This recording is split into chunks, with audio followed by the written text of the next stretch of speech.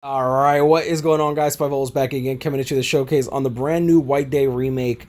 Party time, Big Daddy Long, skeet, skeet, skeet, skeet. Look at this, look at this. Skeet! Ooh!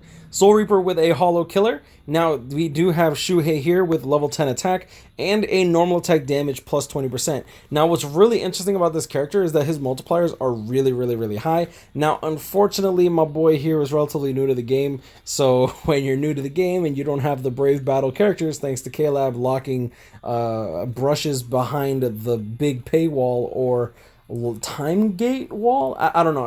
I don't really see newer players hitting third seed without Yamamoto relatively easily, to be honest, which is kind of unfortunate, but it is what it is. So stamina 40, attack 20, focus 20. He was trying to he had attack 6, but I kind of used his last brushes. I hope he doesn't mind. We did get the attack 20, so at the very least we'll be getting a little bit more damage. We do have a bruiser of 40% with full stam 25% from the links. We do have T10, but honestly, with the level 10 attack, I think it should be fine. Now, going into his actual damage calculations is kind of interesting. Let's just bypass everything real quick. So he does have a bruiser of 50%. With an increased technique attribute, Soul Reaper normal attack damage plus 20%. And then on top of that, you also get increased range damage, except in Guild Quest, by 10%. And then increased range damage in Guild Quest plus 30%. So if we actually take this into the calculator, you'll see how crazy that this stuff actually gets. Now, if your base damage is 100, we're going to actually times it by 1.5, 50% bruiser. The 1.2 ends up getting calculated after the bruiser. So we're going to actually get kind of like a 30% damage bonus from the initial because it does scale in. And then we're going to calculate the damage bonus for being ranged in general. And then we're going to calculate the full stamina damage bonus. And this all gets calculated before we actually end up getting flurry, right? So then on top of that, you also get flurry, which ends up bringing you to roughly 500 base damage before any types of real calculation. Now, keep in mind, the full stam 25 is taking into account if you T15 the character. Aside from that, it's going to be 1.5 times 1.2 times 1.1, and it's still roughly flurry damage without any accessories, links, or whatever, which is actually really good.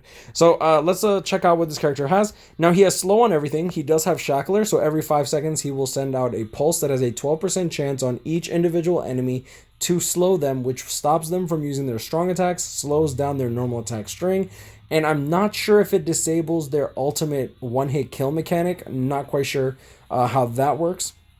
Definitely not in epic grades. He does have immunity to freeze, normal attack damage plus 50% from his bruiser and his Nadling combined. Full stamina damage boost is from the link alone. Berserker of 40%, increased tech Nad by 20%, flurry debilitator plus 5 seconds for the slow. Damage to slowed enemies plus 40% means that you're going to be dealing even more damage should the enemies get slowed.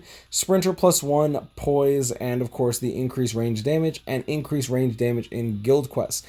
These skills are really nice when you're trying to use them in guild quests, but honestly, Transcendence will pretty much prevail against all. If this character had a boost, I think he would be a lot better, but he kind of doesn't, right? So I mean, it is what it is. In arena, what skill does he get in arena? He just gets evasion 11%. Interesting. Considering he gets evasion 11% in dodge hollow, he could be kind of funny to play against an Aizen. I feel like, but you see, like, Aizen still has flurry plus 2. I mean, frenzy plus 2, so it doesn't even matter. All right, so let's take this dude into inheritance zone and see exactly what he can do. I love his animations. I like how they kind of just have him. Like they just have him popping bottles in the club. You know what I'm saying? He's just trying to vibe. Like it is what it is. Let's see here. 35. Got the 60 soul ticket passport. That is a pay to play thing. I do get the amount of times I get asked the question of how to get 60 soul tickets. It's literally just pay to play. It's worth it in my opinion if you play the game often. Aside from that, not really. So Nad string, pop bottles in the club. Pop. Just ski. Yo, wipe your mouth off, girl. Ooh. Yeah, so that's one thing about him is he does not have guard break. So that is definitely going to hurt him for normal content if the enemies do guard, like these enemies over here. But with his first strong attack, he does push the enemies back a little bit. And on top of that, it does break guard. You see the enemies are slowed there, so 28k. Boom, boom. Let's see if we can actually proc a... Oh, sheesh. Okay. Now, oh, that is true. So first strong attack is going to be the 18% magnification first strong attack. Personally, I hate this strong attack. I think it's almost completely useless. The only character that I think makes actual really even half decent use of it, and I still wish that it was something else, is probably the Spirits Are Forever With You Jushiro, just because that Jushiro is nasty, and Drain mechanic is kind of nice, not going to lie. Second strong attack is going to be the 2500 length beam. So I guess he shook that champagne bottle a little too much. And his third strong attack is probably one of my favorite third strong attacks when given to a NAD character. Please guard break, thank you. You got some pretty good rate. It's so funny because it's like a cork, right? Like you're just hitting him with a cork. That's too good. Now, his third strong attack is going to be the 1200, oh, excuse me, the 1000 radius into, I think, 675 explosion. Gathers up the enemies. Now, I like this strong attack, especially so in content like Guild Quest, because you'll be able to group up the enemies, and it gives you a little more time before the enemy can actually harm you, because it disrupts the opponent's NAD strings as well as their strong attacks, which is, in my opinion, incredibly important for... if you're trying to run full stamina damage boost on your team. For example, right now I'm running 5th anniversary Byakuya, Aizen, and Tokinata, or at least for Reign Soul Reaper week. I'm not even sure what Guild Quest is currently out at this at the time of this recording, because I'm pretty casual, not gonna lie. But like the third strong attack of Byakuya does give a good like 1 second, 1.5 second just protection, honestly.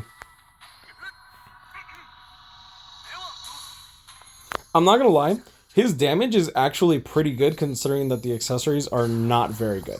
On top of that, ooh, pop, pop, pop, boom. Oh, look at that.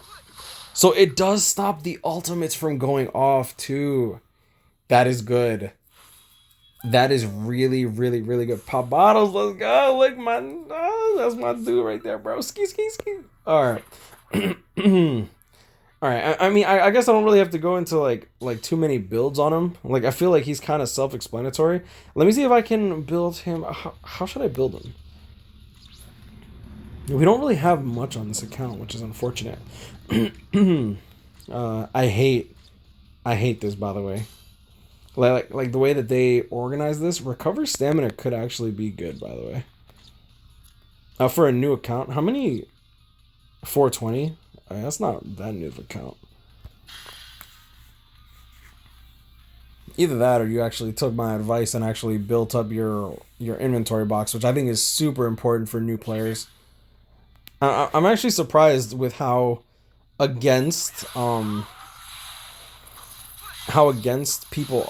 are so against using orbs to increase box space, but I'm just like, I'm not gonna lie, this game's like super generous. You just have to be very careful with overextending your orbs, because like, since nothing's guaranteed, everyone should be very, very aware of that by now. You don't want to overextend and burn so many orbs and then not get the character you want, because then you're just going to be salty. But like, my real recommendation is when increasing box space, literally just every day you get 5 orbs just for doing your dailies. Just pop that into inventory space, whether it be your accessories or your character box space, and do that literally once a week. And honestly, you shouldn't have any problems with box space unless you're like super new and getting a crap ton of orbs and summoning on every banner.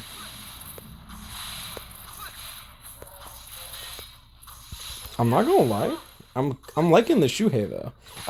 Not liking that he doesn't have guard break. I will admit that. But overall, I mean, he's kind of cool. I really like the freaking pop bottles in the club thing though. It makes me want to go out and get wine. I mean, that's one thing I'm not gonna. It'll probably save me money on orbs if I just spend it on wine, huh? Oh, I'm so jealous. Like that con right here, the con familiar. I kind of overworked in like my in real life job, so I actually didn't max out my con pet. I thought I had at least a few more days, and I did not. Pop, pop, pop. Oh, nice, we got it. I mean, we build up a hell of a combo, but that's just because, like, our accessories are pretty bad. Remember that. Like, our accessories are pretty bad.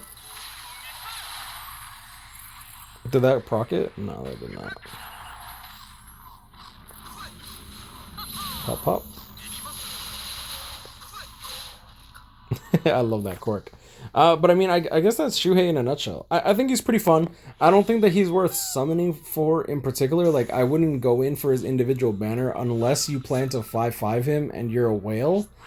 If you're a whale, by all means, go do your thing. But honestly, I feel like with Spirits Are Forever With You coming out and Burn the Witch Part 2 coming out, like, there's a lot of stuff that, in my opinion, is worth saving for. So I would really recommend either going 5 steps on the main banner, hoping that you get a banner character, and then dip in. I do think that all these characters are good in their own way. I don't think that any of them are really garbage. I feel like people are crapping on these characters for... I don't want to say no reason, because I understand No Affiliation Killer rubs people the wrong way. 40% magnification for strong attacks rub people the wrong way. Your dad rubs you the wrong way. You know what I mean? I get it. But I mean, aside from that, I do think it's a nice banner.